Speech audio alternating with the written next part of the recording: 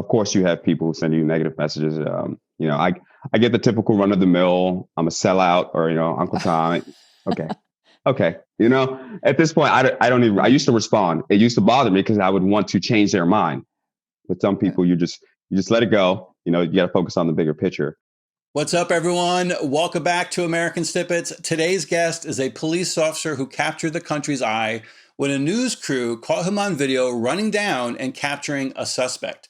That video led to a call from the hit TV show Ultra Tag, and from there, his public platform exploded. Today, even as he continues to serve in law enforcement, he is also a well-known social media influencer who uses his platform to inspire, encourage, and lead others through challenges. He is absolutely passionate about representing the humanity behind the badge a police officer wears. And in today's volatile climate with so much anger, division, and violence being directed at our police officers, he is a much needed voice of reason. So please help me welcome Officer Gregory Parker to the show as he opens up about his own tumultuous childhood, the mentor that helped him overcome his own past, and how he really feels about his career as a police officer. So without further ado, here's Barbara Allen with Officer Gregory Parker.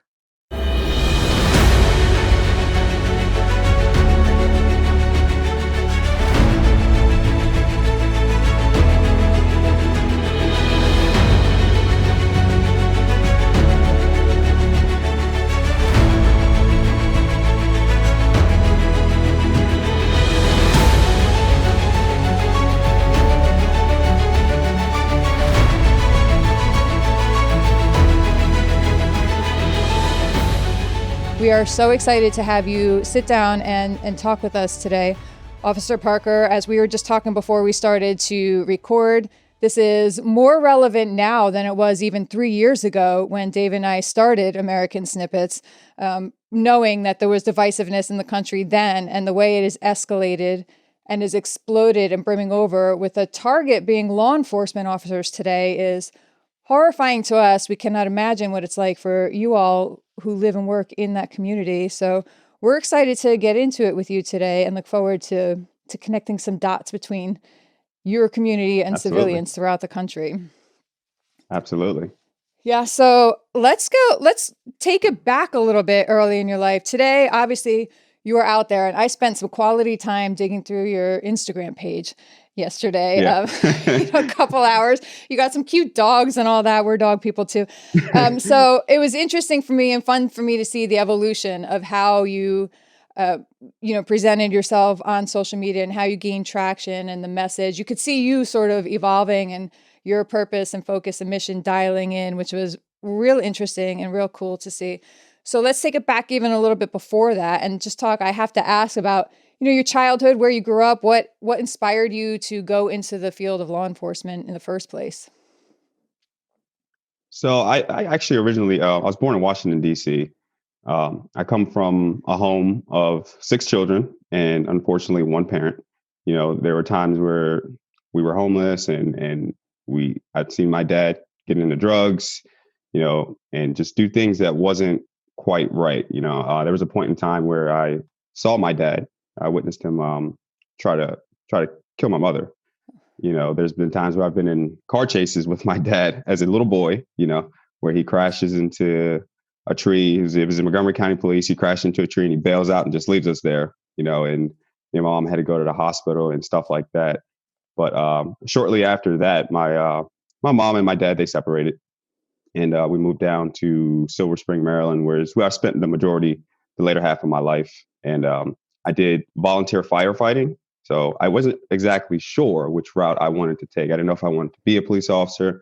I wasn't exactly sure. But around the fire station, there were quite a few officers there. And after talking to them and discussing things with them, that's kind of how I started my mission. I was like, okay, this is what I want to do. You grow up around when you grow up in a home without that father figure and there's 6 kids, you don't have that guidance. You don't have that thing that a young man needs to grow. You don't have that father to take you to these football games and to show you how to interact with other people. So when I was around there, I liked that leadership. When I was around the fire station and talking to the police officers, it's just that brotherhood, that leadership, that trying to continue to inspire each other to do better. And that's what really drew me to it, is their role models. I look up to them. So that's what drew me originally to become a police officer. Wow. I feel like we could write about 5 different books on you already, and we've just gotten started. That's just the baseline. That's just the baseline. You have one of those lives. I have to ask, I have 6 brothers and sisters. Where do you fall in your lineup of siblings? Almost the middle. I have two younger siblings and 3 older siblings. So I'm kind of yeah, I get it. That's where I am. I have a twin brother, a little sister, and everybody else is older. So I'm technically the 3rd youngest as well. So I feel you, man. That's a lot of siblings to have. Yeah, it is. It is, most definitely. Yeah, I love it though. I love my brothers and sisters. It's great. It is good, right? It's wild, and sometimes you want to like pummel them, but you're the only one allowed to pummel them, right? If anybody else does, it's on, right? Yeah, I guess it's a problem. Exactly. It's always exciting. It's always a party around them. You never know what you're going to get. Yes, I know. That is fun as well. All right. So I love that. I love everything you just said about finding that community and that leadership. What was it that, like, how old were you when you made that decision to get into the police department? What were those first steps? Was it just like, oh, I'm going to be a police officer and then go sign the paper and I'm in school and all this? Probably a little bit more than that. Right? Yeah.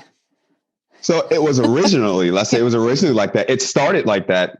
I was originally like super excited, super motivated. And I was like, okay, this is going to be easy. I can run. I'm semi-fit. I've always been in the gym. So I was like, okay. And I started applying, and that's when I found out, what year was it? Oh man, I've been a police officer since 2016. I applied 3 years before that. So I would say I started applying back in 2013, 2014. And it just wasn't what I thought it was. I mean, I got denied, for no particular reasons, nothing with criminal history or anything like that. I've always been clean, but it was just better selected applicants. So I didn't have like that college degree. I didn't have that bachelor's or that master's degree, and I was just dumbfounded at how long the process took. But I stayed the course and I continued to push forward. And eventually I got my break in 2015 and on into 2016 with the Baltimore City Police Department. So it started great. I was motivated from day one. But as the years went on and the denial letters came in, I mean, there were days where I did feel like I just didn't want to do it anymore. Yeah. So what were you doing in between all that? You had to work, you had to pay your bills, you had to figure things out. So how were you doing all that? What was your solution to those 3 years, that gap when you were applying? I did security positions. I started working in a mall, and I kind of just elevated myself more towards the profession from then. So I did unarmed security in a mall, and I was walking to work every day. It was like 3 miles one way. And I did that for about 6 months. And I met somebody at a local grocery store who was an armed security guard. And he was telling me, he's like, yeah, I'm actually off-duty police. I just do this part-time, but this is where you want to start. This is where you want to make your connections. This is where you really want to see. It's not police work, but you're going to encounter some things here. This is where it's going to kind of sort of test you to see if you really want to do this. When you get into that first scuffle, or you get into that first fight, or somebody tries to take your weapon from you. It's happened in the store before. So he's like, this is where you want to start. So I went on to apply for the concealed carry permit, because that's what you need to do, armed security. And I eventually got that. And when I say my life went from, like, it changed overnight. I mean, I was at the mall walking every day. I had holes in the bottom of the soles of my shoes because I was only making $7.50 an hour. Wow. I literally had holes in the bottom of my shoes. Yeah. It would rain some days. I'd go to work, my socks be all wet, and I still have to work. I couldn't quit. And I went from making $7.50 an hour. The guy got me hired with the company overnight to $25 an hour with armed security and 40 hours a week. So drastically changed. How cool is that? I got my car. I mean, that you met this awesome person and he just sort of mentored you just like that. Like, that's freaking that's awesome. Exactly what happened. That's exactly what happened. He mentored me. He's still my best friend today. He mentored me into the security and on into police work. And ever since then, we've been really, really good friends. He showed me a different way and really motivated me and pushed me every day. I woke up and I got a message like, keep going, stay the course. Oh my God, that's super cool. Yeah. Yeah. And it would be like at times where I was just at my lowest point. I was just like, this must not be for me. Get that message, keep going. It's coming. And every day I just pushed and pushed and pushed and eventually went on to become a cop today. Awesome. So what was that like then when you get that first day, like where you go through everything you have to do, and that first day where you are officially a law enforcement officer, like after all those years and all that work, and go back to that day, what was that like? Graduation day. Yeah. Oh man. I cried. I cried graduation day. I cried the day before and I cried the day after. It wasn't just a badge for me. It's not just a gun, not just a uniform. To me, it was an important moment in my life that I had been through a lot. You know, I had failed a lot. I had seen a lot of failure from my parents, just my dad. And for a long time, I was him. Through that struggle, through those days where I couldn't make it, I was going to work and I had these holes in my shoes. When I looked in the mirror, I saw him. You know, I didn't see me. So when I graduated, it defined me. It allowed me to see that I could be different, that I didn't have to take that same path that he took, that if I made a different choice in life, I could have a different result. You know, that I didn't have to be a victim or a product of something that he did or something that he caused. I could be my own. I could allow my past to change my future. You know what I mean? And that's what I felt on that day. I felt me. I was Officer Parker. I wasn't my dad, wasn't Gregory Parker. I wasn't his son. I was me, you know, for that moment. And that from then on, I was able to truly define who I was because of my choices and because of the hard work that I put in and not the choices of my father. So I felt ecstatic, just overwhelmed almost. And it just more motivated than ever because I knew I could do it. I knew that I could make a choice and do it. You know, as I go back to what I said before, not having a father in the home, you lack the ability to define yourself. You know, for me, I lack the ability to define myself. My mother didn't have time to always put into all 6 kids. She had to work, you know, so without him, I didn't know who I was supposed to be. Nobody showed me. I kind of just wandered through life aimlessly, you know, and in that moment, when I walked across that stage, you know, when I got that gun and that badge and it wasn't the work of someone else, it was the work of me, it defined who I was. And that from that point on, I was like, no, any obstacle, I'm going to take it. I can do it. Awesome. So it's a life-changing experience, honestly. Not about a badge and a gun, power. It's a life-changing experience. Yeah, that is great. Were your mom and any of your brothers or sisters there on graduation day? Yeah, my mom showed up. My brothers and sisters actually showed up, and my mentor showed up, of course. Of course. That's the best, Yep. right? When the people who are most important to you are there for those most important moments. Absolutely, because it means that they believed in you. Yeah, very cool. Very cool. So, and that's about the time I think when I saw your, the social media stuff, when you started to really also get into that fitness path where you started to advocate for those. And now as I talk to you, it becomes even more clear because one of the questions I had and one of the things that was on my mind, I'm like, you put out a lot of, motivating, inspirational, hey, move forward, let's do this. Where does that come from? Some people, obviously you must have like the natural tendency, but also you had that in your life too. So it's cool to know the backstory. Somebody has done that for you. And now it's like you are doing that for all of your social media followers because you're always out there like, let's do it. Let's push forward. Let's not give up your messages. Absolutely. And the repetition of hearing that and seeing that does make a difference. So that first few months there that you were on that fitness path, it was obviously you were like back and forth, like, just like you talked here. Some days you didn't want to do it. Some days you pushed. So how was that? I mean, were you just like aching, sore every day? Because you had quite a significant physical. You were never like crazy out of shape or anything, but now it's like you're a little scary, man. You're freaking tough, right? So like you're like next level now, So like how did you stay committed to that path? Oh man, there were times where you're not always going to be committed every day. It's about the big picture, There are days where you're going to fail, but when you see progress, that's how you stay motivated.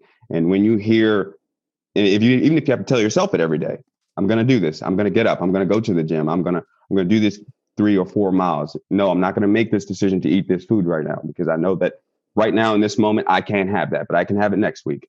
If you set these standards and you hold yourself to these standards, it becomes a lot easier. You're going to have setbacks. I had setbacks.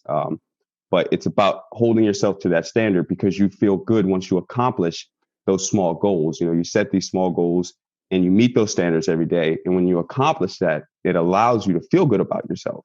And that's how you move forward each day. Yeah. It's about the small steps, the small progression.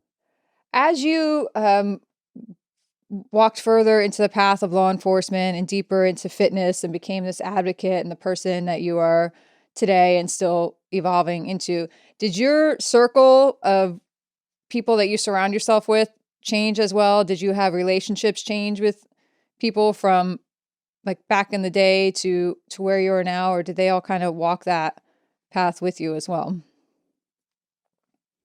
Aside from family, I will say there's one person that's still around. And if you haven't guessed it, that's that's the mentor. What He's is still his around. name? What is his name?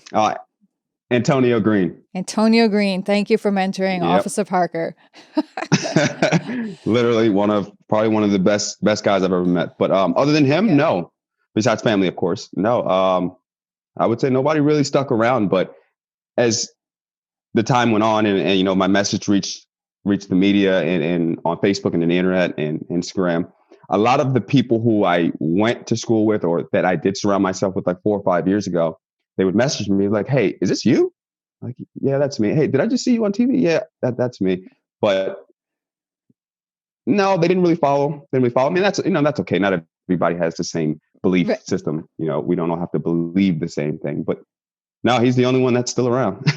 Yeah, well, I asked that because, and anyone listening who has gone through, changes in their life, whether it's a divorce or a death or whatever it is, when your identity is shifted or changed or you take a different path, it tends to rearrange the relationships you had in your life. And I get a lot of questions from people or people reaching out to me like, "Hey, this is what's happened in my life," or "I want to do this or that, but this person in my life doesn't think I should, or doesn't look at me like this, or doesn't support me," or whatever it is. So that's why I asked that question to ask you and get your insight. Like how do you get through when you have to change that relationship with someone that you were close to because it conflicts with your path or who you are now? So it's a little more complicated, but I'll give you the dry version. It's nobody should ever hinder a positive change in your life. If your identity has to change and it ruffles some feathers, so be it. But it should never, nobody, especially somebody close to you, friends, family, it doesn't matter, coworkers, they should never hinder your successes in life. They should never hinder you from trying to acquire whatever it is that you're trying to acquire, as long as it's on a positive, note. And if they are, then they're not really for you anyway. That's what I truly believe. If I love somebody, if somebody's my friend and they're a close friend of mine, I would never want to stop them from trying to pursue something. I would never want to hinder them from trying to achieve their dreams or their goals or whatever it is that they inspire to do. That's not a friend. That's not, you may be family, but I've met people who have better intentions than, blood. So it's not about that. If you're not trying to encourage somebody and inspire them to do well and help them get to wherever they're trying to get to, then that's not a friend. I mean, that's an acquaintance. An acquaintance is come and go. So it sounds a little harsh, but it's you can't put your life on hold because if somebody has a negative opinion about you. You can't take whatever you're trying to accomplish to your deathbed. That's not worth it. Yeah. And that's one of the hardest things. And that's why I wanted to ask you, just again, to hear that message reinforced from someone like you. It's just those are messages people need to hear. Like we all need to hear over and over, because we all have that someone in our life that we hold on to just a little bit longer than we should, because we can't stand the thought of giving them, it's just hard to let go of that last person, but sometimes you got to cut them loose, man. And then when you let go, you look back and Boom, you're like, yes, I should have never done that. But if you get into that process a little early on, you could save some time. Yes. No kidding. I could fill a dumpster with all the relationships, I think. Absolutely. Yeah. So you had some kind of accident in a couple years ago. Was that riding a motorcycle or something? It was, or Oh, maybe it yeah. just didn't register. Oh, okay. There it is. Yeah, I was involved in a pretty bad motorcycle accident. I don't know what years that was. Might have been 2017, I want to say.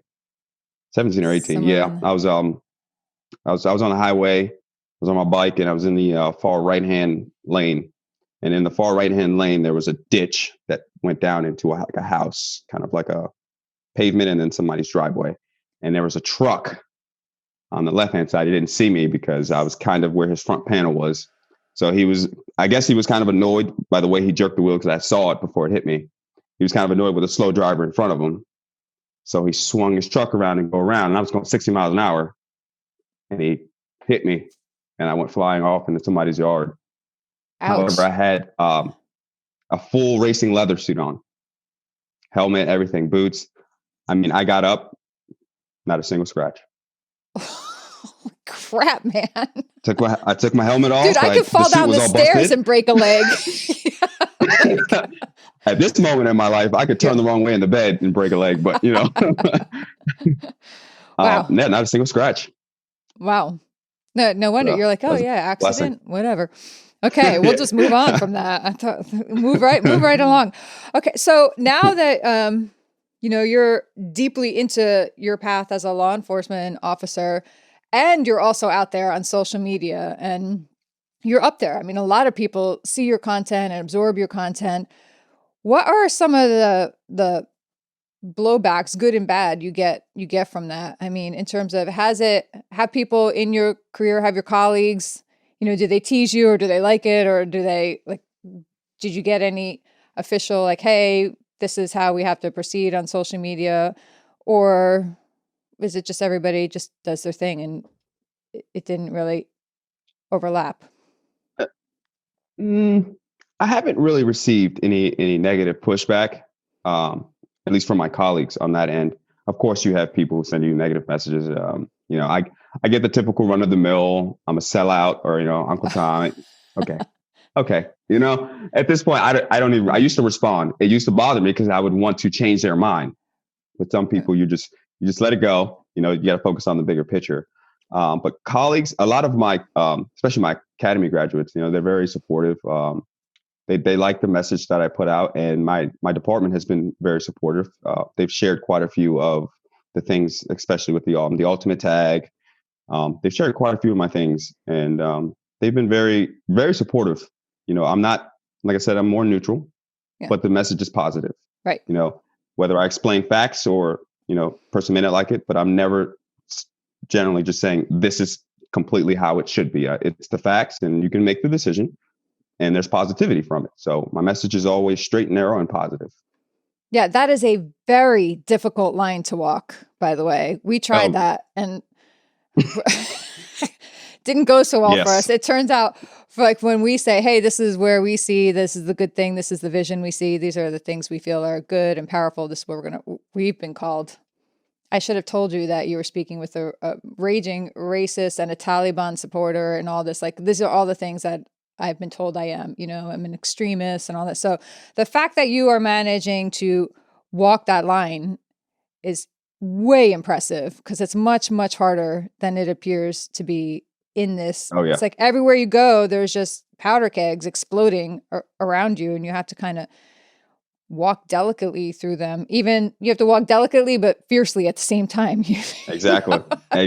So, one wrong word and the world's up in flames. You might lose your job. You got to be very, very careful.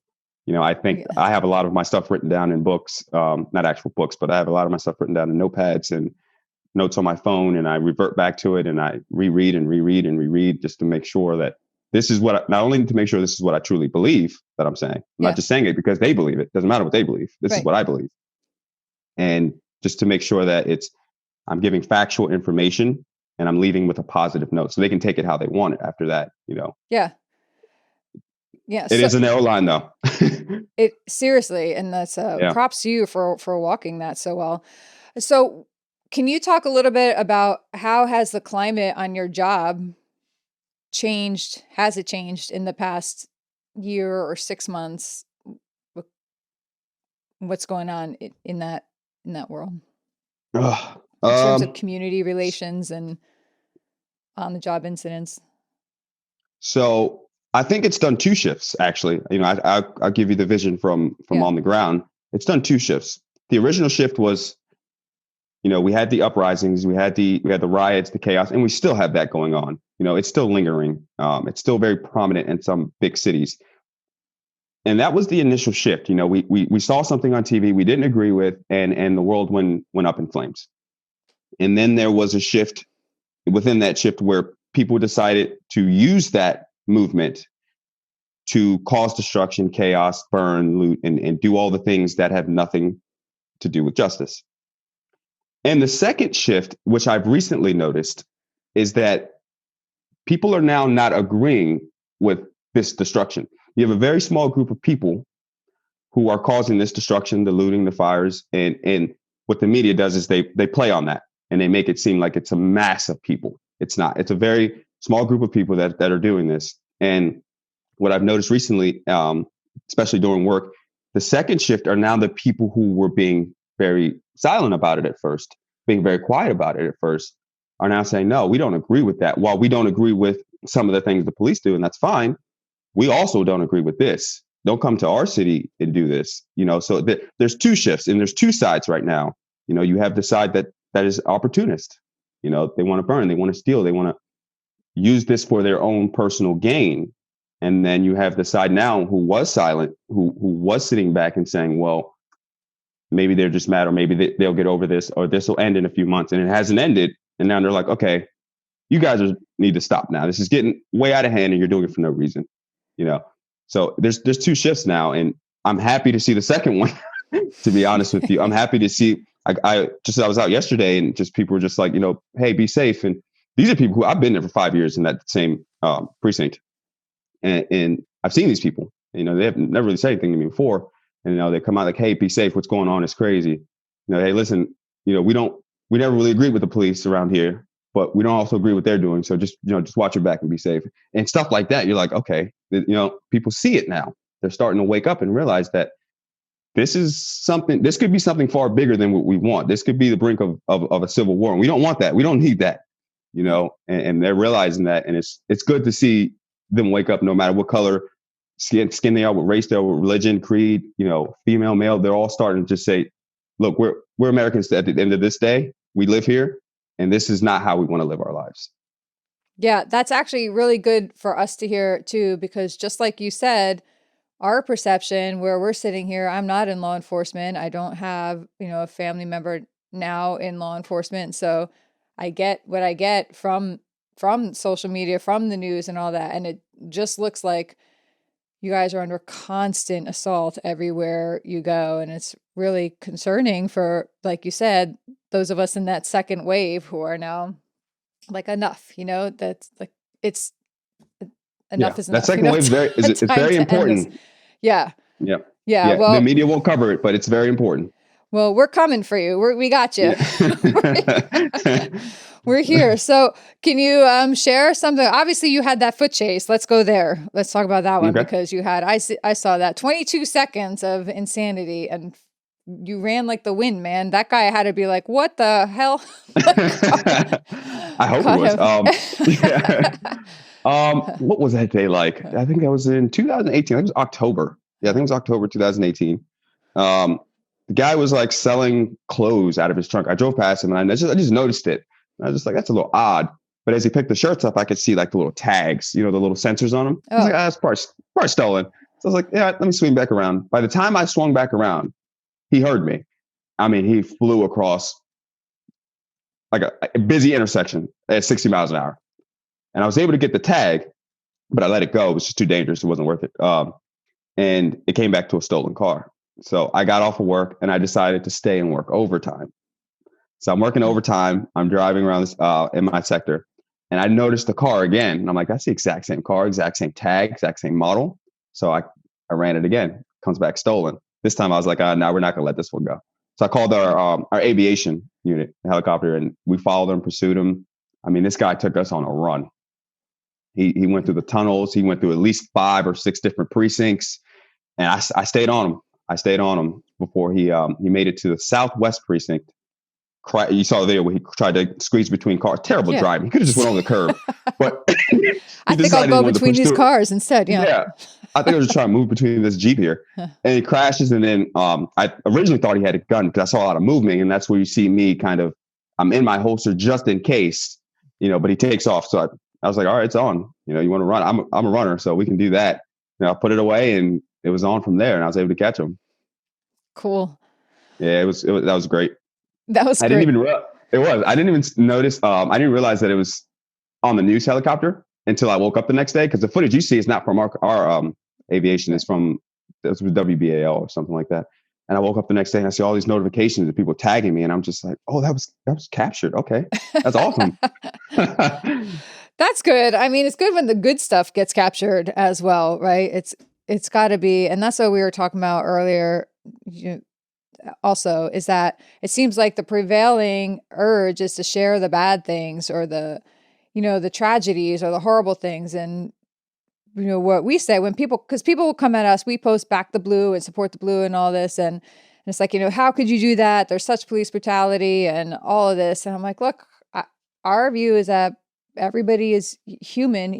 There's good, there's bad in every profession, and most of those who are serving as law enforcement officers are just good, honest, hardworking people who want to get home to their families and have people who love them at home, and you're not going to be perfect. Like, how can anyone be perfect? And I can't imagine what it's like to be in a situation where somebody does have a weapon, or you think they have a weapon and they're coming at you. I mean, you must have like nanoseconds to react and respond. And I mean, what would you like to share as law enforcement, to civilians, to kind of keep in mind when we're looking at these videos? Because a lot of these videos go online. This officer pulled me over, threatened to rip me out of the car, and then you find out later that it was completely edited video, or it was just not an accurate representation. So do you have anything to share with those of us in the civilian community when we're being bombarded with all of these stories and videos?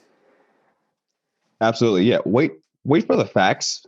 The facts will tell a whole different story than the cameraman for TV will, or that person that's got their phone out. I've been on many scenes myself where I know what happened because I was there, and then I'll see the video circling on the internet later of something that happened, and it'll have 15 seconds out of 2 minutes. They'll get to that point where the officer does have to make an arrest and does have to use force, whatever the force may be, but they fail to show the past 2 minutes where this guy fought the police, tried to take the police's taser, police's weapon, or crashed into them with a car. And you see that 15 seconds, officers chasing this guy for whatever story they make it out to be. And then there's a use of force. And all of a sudden, everything's up in the air. And I'll talk about an incident recently, just real quick. This happened, I believe, in Lancaster, Pennsylvania. And I saw the video, and they were rioting. I believe they destroyed the post office, if I'm not mistaken. They attacked the police station. And I saw the video, and before I said anything, before I made any judgment call on why they were doing what they were doing, regardless, it's not appropriate to destroy anybody's property. But before I called it, I watched the video because I wanted to see what they saw. Lo and behold, this guy comes running out of the house with a knife, and police officer shoots him. The police officer tries to run away, and this is what gets me. He tries to run away, turns around, and then shoots him. What else did they expect, the cop to do at that point? And I assumed that they started doing all the destruction, the chaos, the riots before they saw the facts. And it's very important and imperative to wait for the facts, because the headline was white cop shoots black man. And that is the most baiting thing, especially now in these times. You got to be careful with what you see on the internet. Yeah. Do you think there are people who are intentionally sparking these reactions before the facts come out? Like, we better hurry up and get this going before everybody realizes that there's more to the story. Like you said, opportunists coming in and, hey, we have a window here. We have a window before the truth comes out. Before it doesn't make sense anymore. Yeah.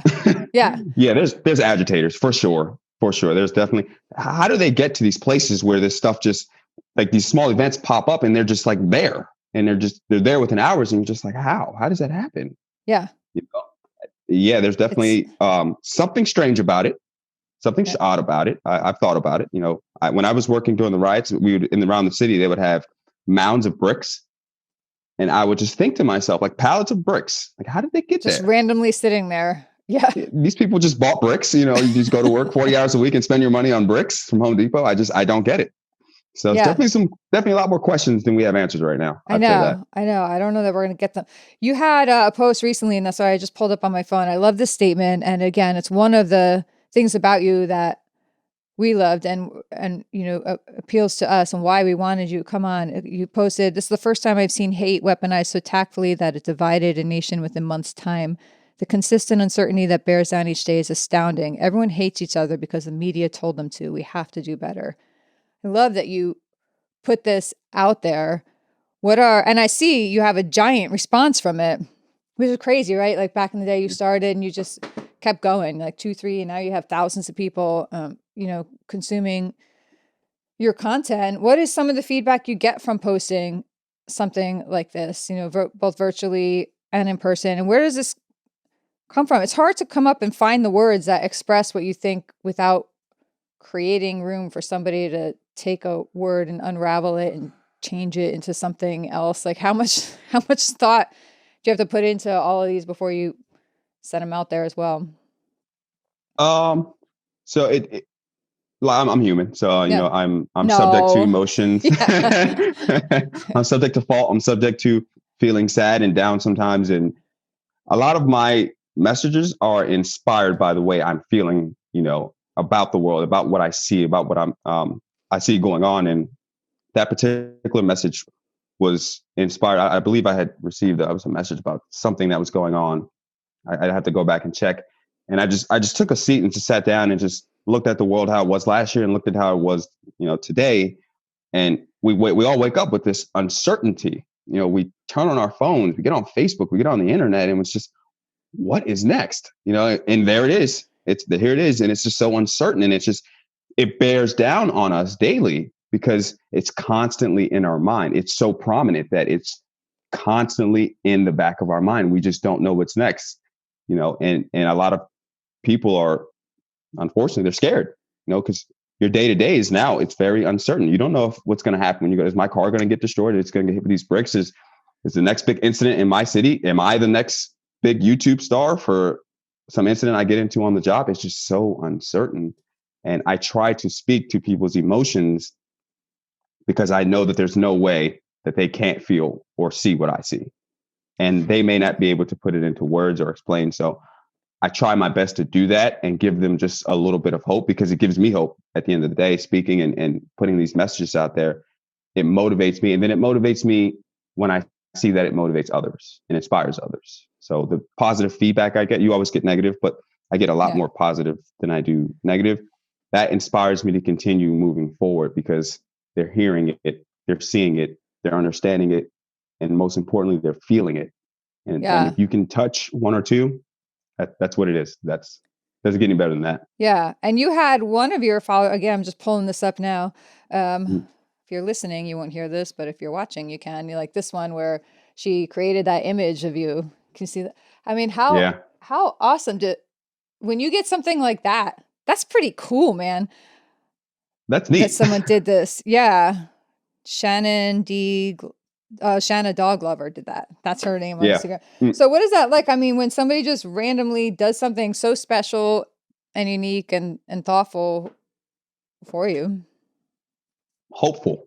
Yeah. It's hopeful that somebody decided to look at something I posted or something that they thought was good or feel good and decide to send it to me, and makes, just hopeful. There's still good people, there's still love in the world. There's still people still have love in their hearts, and just small things like that are constant reminders. So it makes me hopeful. There are times, like I said, I'm not in the greatest mood all the time, 100% of the time. I may seem like it, but I'm not, things like that, just encouragement, keep going and keep pushing. And we continue to be the light of the world. And I think little good deeds like that continue to push the message. Yeah.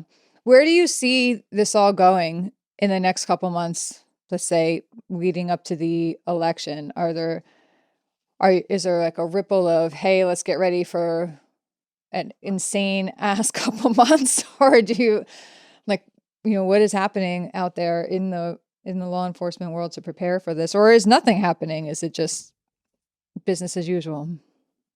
I think many are expecting it to blow over.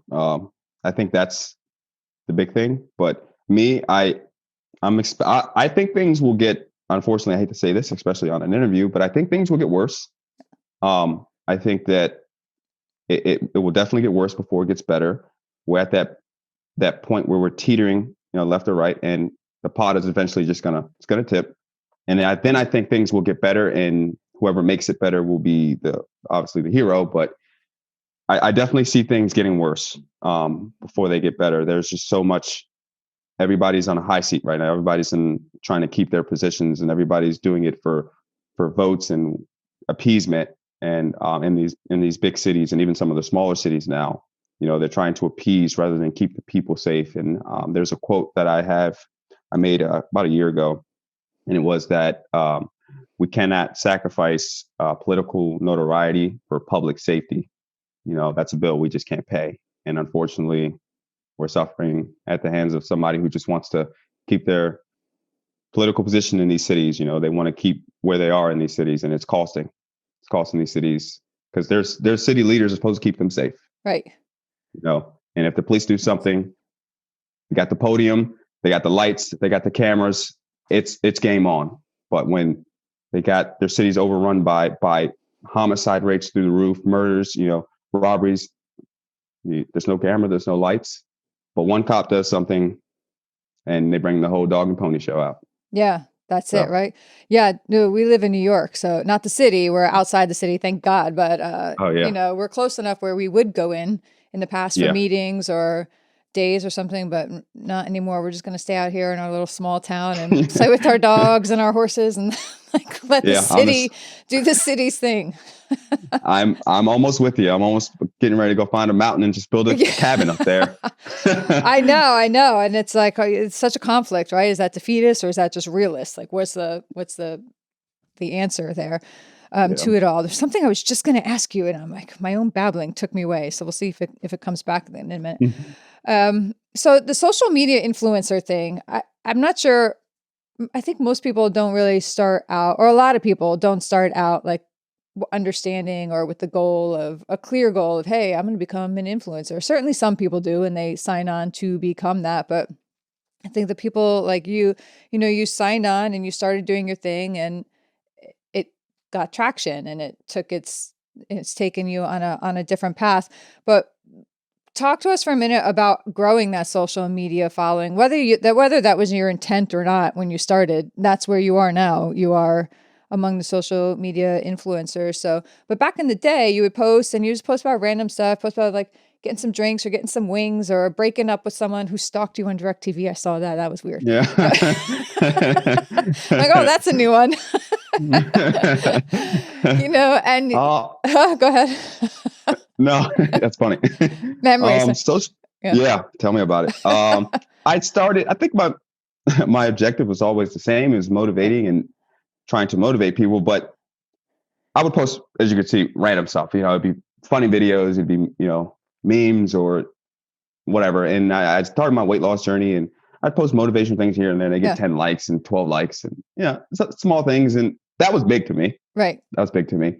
And I think as the time carried on, as I told you before, as I began to settle into who I was and to be able to see the importance of me being me without my past interfering, I began to focus. I began to have that drive. And that's when I did that weight loss, and I continued to move forward. And that's when my page started to shift. That's when I started to make that shift from random things to being more people focused, to more, you can do it, try to motivate them every day, because that's what I needed. So that then in turn motivated me to push that message out there.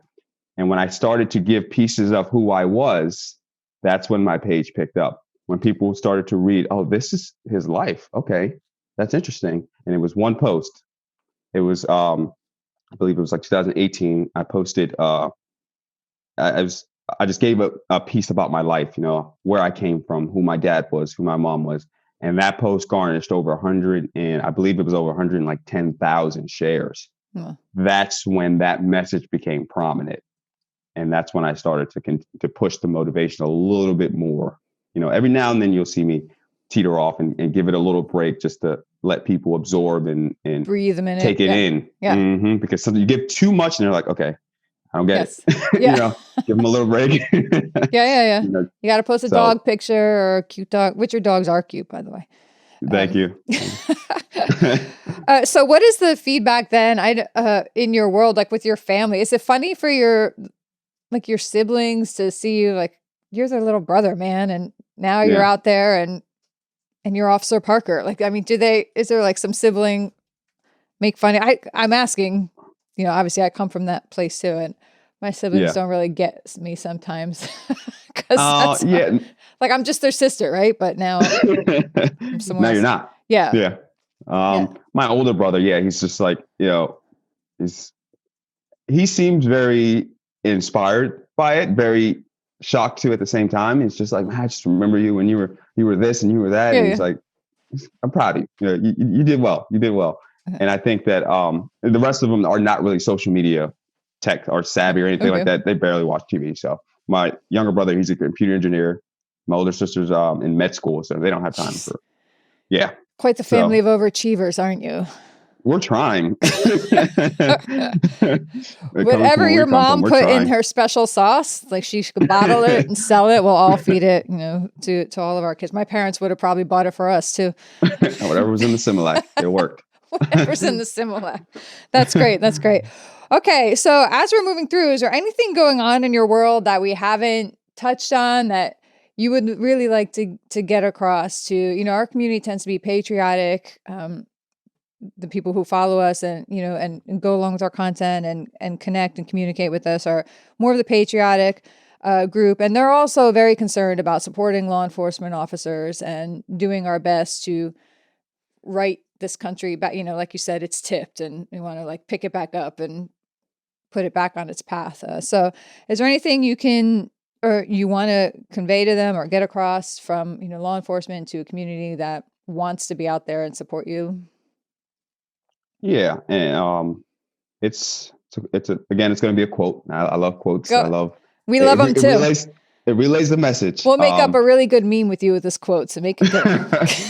Well, this isn't mine. This one isn't going to be mine, but it's, how does it go? It's, I'd rather die on my feet than live on my knees. Yeah. And that's very important because, a lot of people are scared. I've been told I receive thousands of messages a week. They're scared to show their support. They've removed their blue line flags. They've removed their American flags at this point from their front yard.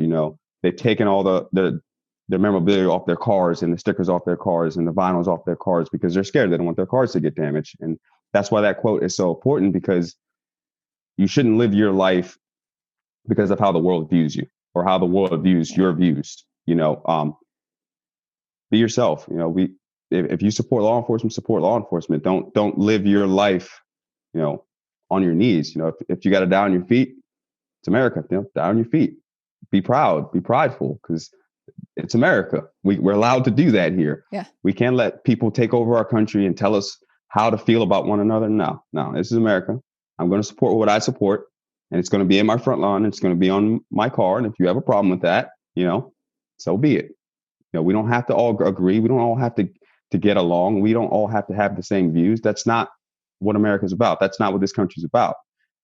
It was built off different views. That's how we build our communities. We have different views. We have different perspectives, and that's what makes America America. So, live on your feet or die on your feet if that's what it has to be. Love it. Love it. That's what we're doing here. And that's why we brought you on. So, so that we can, hear all the terrible reasons why we shouldn't have had you on and supported you. I can't wait to get them. Can't wait to hear that. It's going to be interesting. Most of the people who send me the hate messages in particular, I go back to their pages, right? And they have like, they'll tell me that I'm abusing the platform or I shouldn't be posting this or how dare I say that. And then I go back and they have like Starbucks and cats on their page, or they're private, like you can't see what they post. I'm like, okay, like so.